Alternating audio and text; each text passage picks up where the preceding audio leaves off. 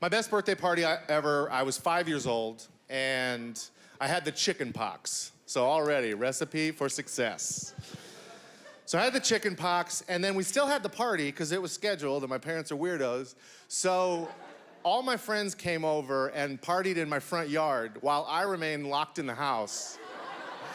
And I spent the whole party standing in the bay window of the kitchen, just silently overlooking the party. Just, like I was the king of the party. Just like, your revelry pleases me. Thank you for celebrating my 5th. I know I'm a ghost suddenly. Just, wordlessly opening gifts in the window, just being like, I have that one, you know that. Kill him. So I killed him. I like 2 things more than anything else. One is getting rip-roaring drunk, like that guy. And the other one is getting irrationally angry. And a lot of times they happen at the same time. And this is one of those stories. I'm from New York, and I live in a subway. No, I was in the subway in New York, and I was running for the train. It was 3 o'clock in the morning. I was drunk. I got to the train. The doors closed. It took off. My anger immediately went from a 0 to a 12, because when I'm drunk, I don't know other numbers. And then I turned to the left, and there was this trash can just mocking me.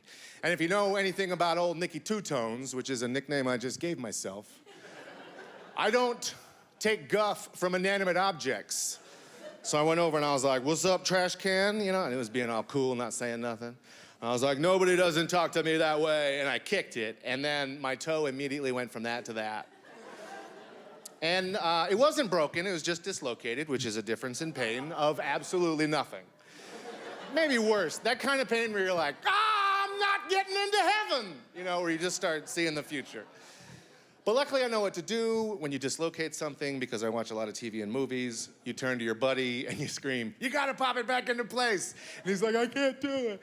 And you're like, you gotta do it, don't you love me? And he's like, I'll do it. And he does it perfectly, because the whole time he's been a secret doctor. But I didn't have a secret doctor with me, so I did what all Americans without health insurance are legally required to do. I hopped home and went to sleep. Because you gotta give it a night. You gotta give it one night, maybe fairies will fix it, maybe you'll bump it against the wall. It's very expensive. So I went to the hospital, and they found out I didn't have insurance right away, because they asked and I told them. But the doctor didn't even stop between diagnosis and treatment. He just came by and he's like, that's dislocated.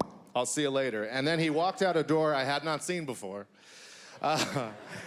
And then a nurse came in and pushed me out a window. And this is all real. This is how it happens in America. And then they sent me a bill for $5,000, which is a hilarious amount of money.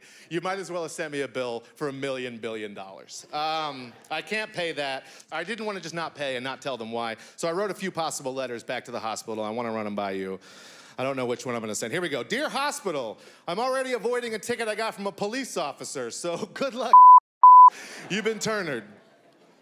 That's how I end all my correspondence. Here we go. Dear hospital, turns out debtor's prison is no longer a thing. You got nothing. You've been turnered.